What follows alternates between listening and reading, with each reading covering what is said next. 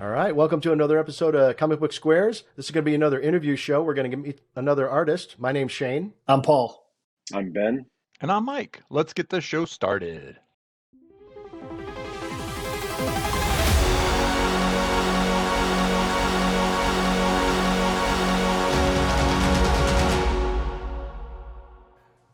All right. Well, why don't you do us a favor and tell us your name and a little bit about your book? So, first of all, thank you for having me. My name is Enes, and I'm a writer and artist from Damascus, Syria. And my book is called Eleutheromania, which is an abstract one-shot told through poetry. Yeah. I recently released it awesome. a couple of months ago. It's out. I released it for free. Yeah, Ben, I sent it in for Ben to read it and review it, and I was really flattered by what he had to say about it, and he asked me to come on the show, so I'm very happy to be here. Yeah. When you sent it over, I was, it was, you never know what you're going to get when folks send stuff over. But I was, as I had told you, when you first sent it, and I think I talked about it a little bit on our Twitter. It was cool to get like a whole different type of story, like a poem told, and then like the message in there and the way that it was graphically presented and stuff. It was really cool, really original. Thank you. Yeah, I agree with Ben. I thought, taking the art form into a completely, new and interesting area, using poetry and, artwork to be able to communicate what you communicated, I thought was it's beautiful. There's different parts to the story that use different style of artwork. And, I just thought it was just really beautifully done. So congratulations to you on putting something, that it's hard to create something that's unique and interesting in this art form. And I feel like you really did it. So congratulations on that. Thank you so much. That means a lot coming from you. Oh, thanks, man. Now, I have a question. So with this, how did you get the idea or get started with comics? Like, what made you want to take this poem and then translate it into comic book form? So I'm a comic book nerd. Like, I've been reading comic books my whole life. I grew up reading comics. You're in I the grew right up group, loving then. the medium. Yeah. So I've always wanted to make comics, and I just love the medium so much. And initially, I had this story written out as a poem, and I really wanted it to have a visual medium. I wanted to translate it into a visual medium, and I felt like a comic book could really sell the story behind the poem, and they could like work together in tandem to really deliver the message that I was trying to get across. And yeah, Eleutheromania was born. That's awesome. So then, what kind of led to you? Like, it sounds like you've been kind of interested in the medium for a while, enjoying reading stories and, wanting to write your own. I guess what then finally was like your deciding factor to say, hey, I'm going to do this. I'm finally going to get this out there for folks to enjoy. Money. I mean, financing a comic book project is it's expensive for an indie creator and trying to get things off the ground. And I was, fortunate enough to be in a position where I was able to pay my artists the wages that they deserve and to get a whole team around the book and to create it out of my own pocket. So up until this point, I couldn't really afford to make a comic book. So that's what took this long. Yeah. Well, before someone else jumps in with the question, I just had a comment to you in that, to what Ben and Shane have already said, to me, it feels like you're filling multiple categories. It's not just a book. I've heard the word art kind of already floating around. So it is a fantastic project, because I almost don't want to dishonor it by just saying it's a book, because it's beautiful. The images, the story, everything about it is fantastic. It really, for those of, hopefully we're going to reach a broad audience for you, because for those that haven't found it yet, I hope they do find it. Thank you. I'm like, I would blush, but I'm like really brown and dark, so you can't really tell. But, but you can tell my ears are turning red. So.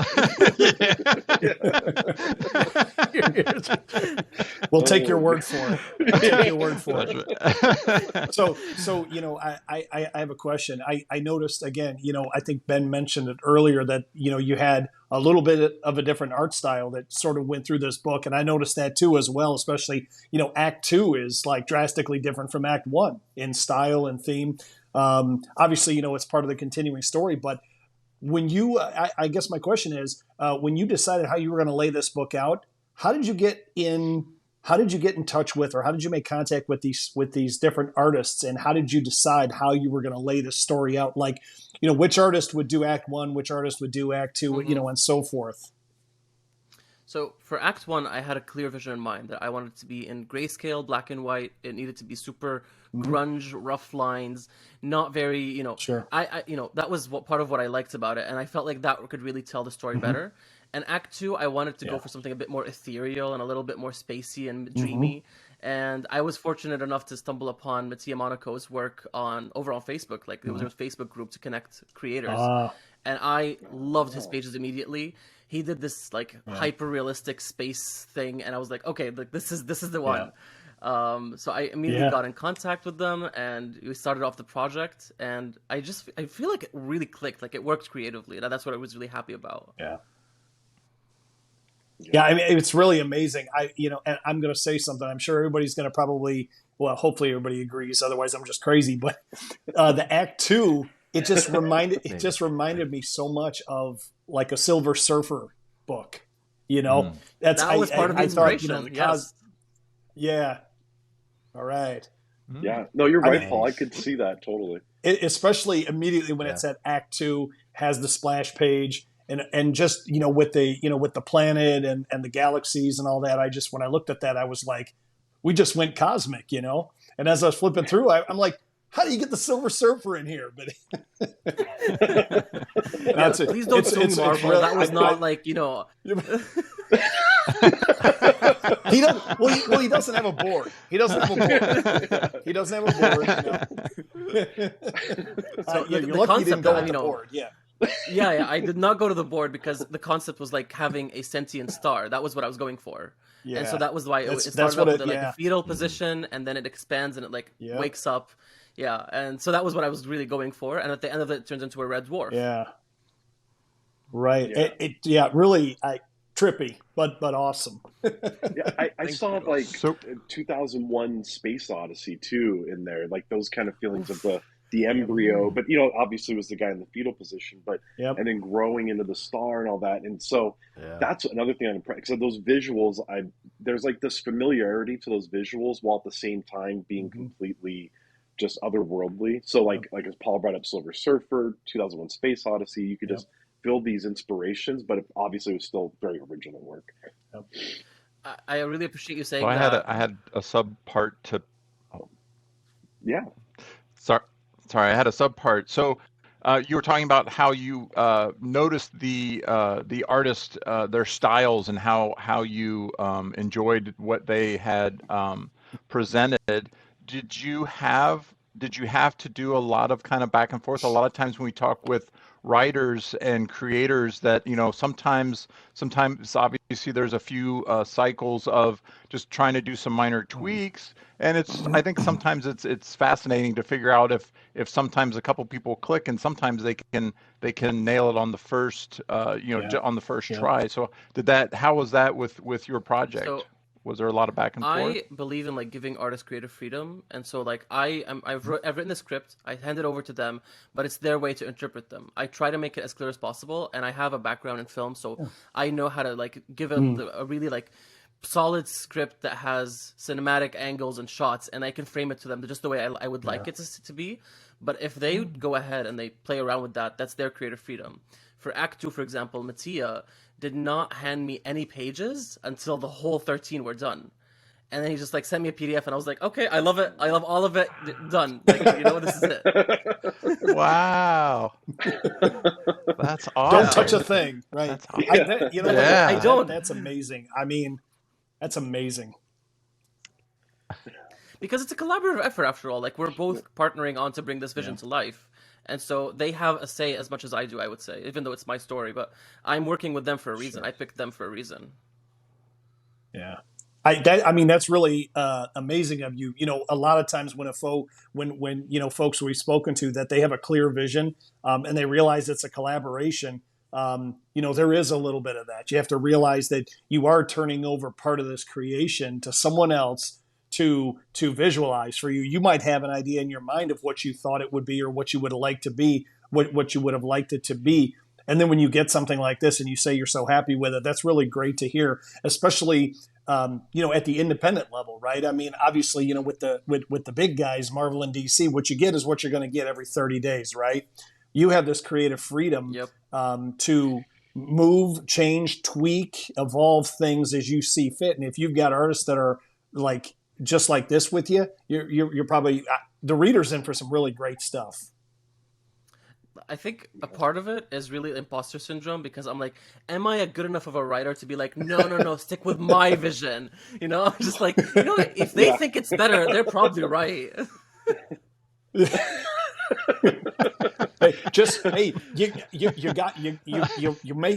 doing good. Don't change a thing. I guess that's my question is, I mean, at the end of the story, it's kind of like, I mean, it does wrap up, I guess, right? Like a 2001, it ends, but is it the end? So I guess looking at this, is kind of what's your plans? Is there going to be more of this? Are you moving on to a different storyline or? So there is more of this in like a theme wise. I am continuing with making more comics that incorporate poetry into this medium that I love so much. And so my next story that I'm working on right now is a completely different approach, different story, but it also has that really heavy poetry inspired art by it. And what we're doing is we're incorporating both poetry and prose. So there will be splash pages where it's just like a full on illustration with poetry like overlaid on the sides of it. And then there will be narration as the character goes through their journey. And I really love playing around with this genre. And I'm guessing it, from what you're saying, it worked. So I'm going to keep going. And I have a few more up my sleeve. Yep. Good. Awesome. Well, I mean, Awesome. I mean, the guys and I have interviewed several folks, and we've all been reading comic books for a long, long time. As you said, you have too, and you know what you've seen out there. Have we seen everything? No, but we've seen a lot, and we know when we see something unique. And this we've seen some unique stuff in the indie industry, I guess. Though it's really, again, like Ben said, you never really know what an artist's or what a creator's vision is going to be, especially in the indie world. Again, we go back to the big guys, Marvel and DC, and I mean, what Batman's going to do every month. What Spider-Man's going to do pretty much every month. I mean, I still want to see it sometimes, but sometimes every 30 days it gets a little boring. With stories like this, stuff I've never seen, and they're not beholden to the big machine, and you can do whatever you want. So that's why I asked if you got more, because this is really, this is an extremely impressive piece of work. Thank you so much. And there will be more. I can't share much about it yet, but we're heavy into production. We're heavily into producing right now. We're like in the second third of the art process. And once that's done, I'm hoping to be able to pitch it to some small press publishers, and maybe we'll get it out there in comic book stores. That's the goal. Awesome. That would be great. Awesome. That would be fantastic. Oh, I was going to say, okay, so when I read it, and then you and I on us, we were talking a little bit about it, how like this poem and the story between the two different stories is a lot about trying to overcome like a history of like being in an abusive in abusive relationships or environment, and how it's difficult to leave that. Do you mind, like, was there an inspiration behind that? Was there something you had read or seen or experienced, if you don't mind sharing? No, of course. So it's exactly as you said. It's really about leaving any kind of toxic environment behind and moving forward. It could be like a terrible job that you're stuck at, and you want to quit so bad, but you're like, oh, the job market is so horrible right now. I'll just like stick with it, Or an abusive relationship. But in my case, it was a lot more like of a personal story. I'm originally from Syria, and we have like a war going on back home. Right. So I had been yearning to leave for many, many years. Like that was my dream from when I was very young. I was like, I'm gonna grow up, I'm gonna leave Syria, I'm gonna chase my dreams and live abroad. But when it got to the point where I was like 18 and going to study university abroad, I was petrified. I didn't know how to function. I was leaving my home and everything that I had known behind, Yeah. even though it was a literal war zone. But the thought of it, I was like, Yeah. maybe I should stay. Like, this is what I know. This is my bubble. This is my comfort zone. And so when I did move to Cyprus and I was studying university there, it was a really terrifying experience because even though I was safe physically, I didn't feel safe. I didn't feel comfortable. Yeah. And that's where the idea was born. Yeah. I'll be damned. Yeah. That's awesome. I mean, Yeah, man. I think that's sorry, Ben. I feel like, being able to express yourself through art like this, and I think all of what you just said comes through in your art, and that's what makes it beautiful because it's coming from inside you. So I just wanted to thank you for putting it's this very piece out in cathartic the world. creating So, art like that. yeah, That's appreciate what it is for. Mm-hmm. It's trying to process your pain and your trauma in an artistic medium, and that's really what I was able to accomplish. And it was more of a healing process for me than to create a story. Yeah. So then, I know, we're kind of reviewing this project, and we're very excited to see where your next projects go. Sounds like you've had some great success with your team so far with this current project. Are you looking to just continue with the same team, or do you are you constantly like looking for other talent or other art styles or other things that you like? Like what's your kind of your process for when you're wanting to create a new project? That's a really good question. So I'm really, it's about the art style and what the story needs. This next project that I'm working on right now, I'm working with an incredible artist. His name is Dennis Menhier. He's from Netherlands, and it's his debut. So I'm putting a lot of faith into him because I can see his work is phenomenal, and it really suits the story. Again, I stumbled onto his work on Facebook. He had posted something. He had an empty profile. It felt like a dud profile. I was like, is this even a real profile? But I saw his work. I was blown away, and I reached out. And we've been working on this project for months now, and I'm really incredibly happy with the work that he's producing. It's some of the best panels and pages that I've ever seen. And I'm hoping to keep creating with him because I have some stories that fit his particular style. But in the future, I will be reaching out to different artists. And again, depending on what the story requires, I will be working with different people, hopefully.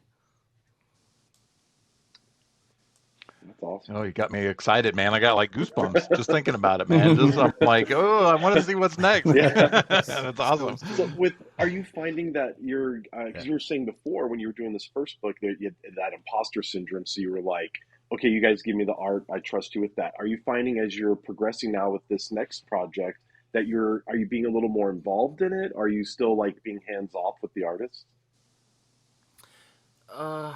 To a certain degree, I am hands off because it is also their creative vision. But I will say I am gaining a bit more confidence in my writing ability. First off, I am working with an editor this time, which is something that I haven't done before in a comic book. And so the editor came on board. I'm working with Michelle Abinator, who's incredibly talented, and is such a good a push forward kind of voice that is a very affirming in my writing. And I thought she was going to come in and be like, oh no, this is terrible. Let's cut that. Let's delete that. Let's change that up. But then she read the poems that I had for the book. And she was like, this is beautiful. This is your work. These were your words. And my job here is to make sure that you're what you're trying to get across gets across in the best way possible without me interfering. And so working with her has been incredible. I have a lot more confidence in my poetry, which I never did before. And yeah, so in that sense, I feel a bit more secure. Huh. Yeah. As an editor, is she helping guide you more? Because I'll be honest, I don't know, these other guys might know better than me, but for comic book editors, is she more helping you guide your the visual aspect of it and the translation from the words to the visual aspect?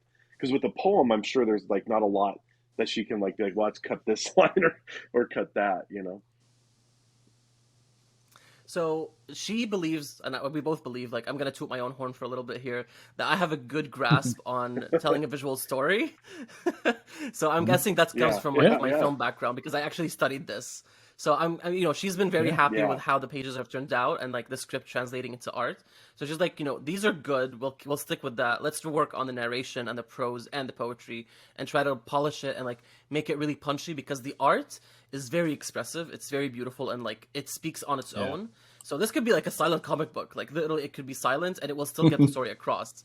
So she's like, let's make sure that we're really tightening it up, and like the story wise, it's super sharp, so that it really hits home and just punches you when you read it. And that's what we're trying to do. Yeah. That's great. Love it. You mind if I jump in real quick? I wanted to say, I initially when we started talking, I wanted to say that your pages were cinematic in nature, and it was so funny when you said that you have a cinema background, because now that you say that, it 100% comes through, and that leads me into my next thought is, because this is such a unique, interesting piece. Have you ever given some thought to the idea of taking this into motion comics? And I could hear your poetry being read, with some music over doing this as a motion piece would be really beautiful and fascinating, and would tie into your background as a filmmaker. So funny you should say that. I am currently in talks. No, this is not like, this is, I guess this is exclusive because I haven't really talked about this before, but I am having conversations. We're first. Yeah. I'm having conversations with a friend of mine who is an animator, and we're thinking of bringing one of the poems in the second book into animation and just using that as promotional material for the comic book. So she would animate the whole thing in the same art style as what Dennis is creating, and then I would narrate the poem over that, and we would like play in some music and just make it like a little animated short and use that as maybe the trailer for the comic book or something. That's amazing. Oh my gosh. That's awesome. Oh, absolutely. Well, you've got my money. Just tell me when it's available. I'll buy it. That's good. Well, For be sure. careful, man. You might all of a sudden find yourself getting calls to do animated pieces and stuff. Yeah. I would love to. I literally just finished binge watching Love, Death, and Robots, and I was like, oh, I would love to do something like that. God, that series is crazy good. Yeah. Nice. That is a great series. Yeah, for sure. I saw your tweet about it earlier today, actually. Very And that's how you just finished that. Yeah. Now I'm like afraid of crustaceans. Yeah, exactly. I was going to ask real quick, is there, sounds like you've got your hands in a lot of projects and a lot of different directions and a lot of different arenas of I guess being able to tell your stories and have your voice out there. Is there someone or either in the past or currently that kind of like that inspires you or that you look to as almost like a mentor in some form or fashion? Do you have anyone like that? Not really a mentor per se, but I really look up to Jeff Lemire. I mean, he is a machine. He does not stop. Like, if you look at a comic book store, he has like 5 different stories coming out at any given time. Like, he's always busy. He's booked and busy. So I'm like, if I could get to that level of like being able to constantly putting out stories, I would be very happy. So honestly, you said that about Jeff. Did you see his run about 3-4 years ago on Moon Knight? Yes, that's one of my favorite comic books of all time. And I was going to say, now that you say that, some of the and I wasn't a huge fan of the artwork in some of those issues. Some of it was really good, but I could tell with the story and with what they were doing with Mark Spector coming face to face with Khonshu and all that, basically in his mind, basically having this tug of war, in his mind, and the visuals that were around them at the time. Now that you mention that, it got me to thinking, and I'm not saying that you maybe might have been inspired, but I can sort of put those visuals together. It's a similar type of story. They weren't as clever with the poem and as definitely thematic, say inspired. but I mean yours is again using Shane's word, yours is much more cinematic. Theirs is comic book because of course he's constrained by 32 pages and he's got to get it out in 24 days and all this, right? And you had time to really build this out to what you really wanted it to be. So I like yours better, just so you know, and I love Moon Knight. Okay, maybe we'll not tweet this at Jeff. I love Jeff. I really do, and it wasn't the writing in that. I love that storyline. I collected every single issue.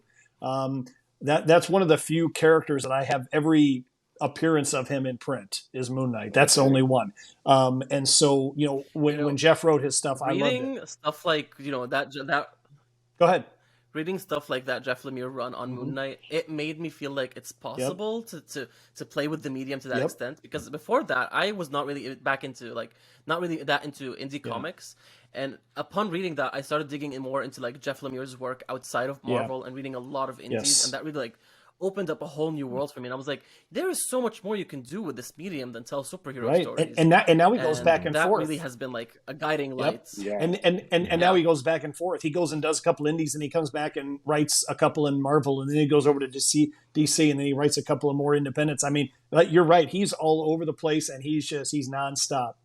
Some of the work to pay the bills, and some of the work He's for always fun. nonstop. Yeah. Christmas money over here. Yeah. Kids' birthday money over here. Yeah. Yeah. Oh man, that's too funny. Can I jump in real quick? I want to ask: have you ever read any of Shel Silverstein's I work? don't believe I have. The Giving Tree and things like that. They're children's literature, but he uses. I mean, it's directed at children's books, but he uses poetry and art in his books as well, and that might be something to look at as more inspiration to continue down your path and what you're trying to do. Because it even though it's completely different, it still kind of fits within what you're putting together, and that tied into it because I love The Giving Tree. That's one of my favorite books of all time. So you're saying I didn't invent a whole new genre? Is that what you're trying to tell me? I feel like you're taking. I feel like you are, but in a different form. I will say, like Shel I will definitely check that out. Thank you. And Shel Silverstein's artwork is really fun and kind of like he's good at the grotesque and but also the funny and all that. Mm-hmm. But no, I really love. Yeah. But I think the main difference here is we keep repeating it, but the cinematic feel of yours, I could see those being like your book being a storyboard for a picture. Like it's there's some great great shots in there. Thank you. Yeah, thank you. Yeah, it's awesome. Thank you so much. You probably didn't know you were going to be on for 30 minutes with us. Very cool, man. I mean, just praising you for 30 minutes. I thought we were going to talk about other stuff. Yeah, I definitely did not expect this. You don't have. Well, if you haven't seen our other shows, we don't do this with everybody, my man. Right. We're not praising for 30 minutes straight. Everybody that comes on the show. Not only that, but we don't require our guests to do homework. We do the homework. You don't have to. But to even it out, I'm going to tweet out that you said you were better than Jeff Lemire, and that'll help even this out. No, don't do that. No. Ben's like, and send. Nice. I might have to find another medium to play around in. Just a quick comics. This is like, I've always wanted to get into records. No. Vinyl's coming back, Yeah, right. That's too funny. Mm-hmm. Well, I mean, this was just an absolute pleasure. It's so really nice getting to meet you and to see your art. I mean, it's beautiful. I hope that this episode, gets people to discover you and seek out your book because it is definitely something that people need to know everybody about. Check the show notes, check the description on the video. Where take a look. We'll have the links here to Anas's book and go and give it a read. It's still free, right, on the link on the page. It's still free. It's free on my website. That's right. So there's no reason for the listeners or viewers to not click the link and get over there and take a look. Yep. Yeah. Expand your horizons. Try something new. We did. Yeah. Definitely. All right. Well, this was just a ton of fun just to get a chance to meet this amazing artist who's bringing something new to the world. And if you could just please hit that like, subscribe, and notification bell so we can keep bringing you content like this. And we'll see you on the next one.